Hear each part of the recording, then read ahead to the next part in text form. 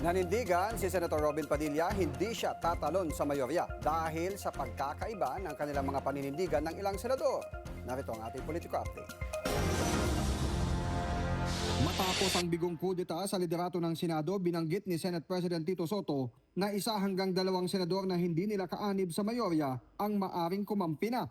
Isa ang pangalan ni Senador Robin Padilla sa mga umano'y kinakausap ni SP Soto na lumipat sa mayorya. Pero para kay Senador Padilla, niwala sa hinagap niya ang lumipat sa mayorya ng Senado ngayon. Walang kumakausap, sir, na lilipat kayo sa majority? May kumausap na? Paano naman kami lilipat doon? Nandun yung... Ikaw naman, boss. Nandun si Larissa, nandun si Kiko, nandun si Bam. Politically, hiwalay kami. Paano naman kami lilipat doon? Wala kaming personal issues, pero magkaiba kami ng naratibo sa politika.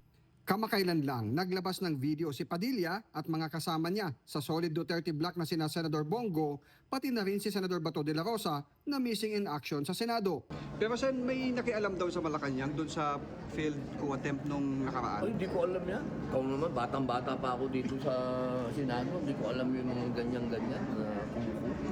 Pero wala naman sa inyo, sir, wala? Well, hindi pa kasi ako siguro umaabot doon sa estado na kailangan nila akong i-advise.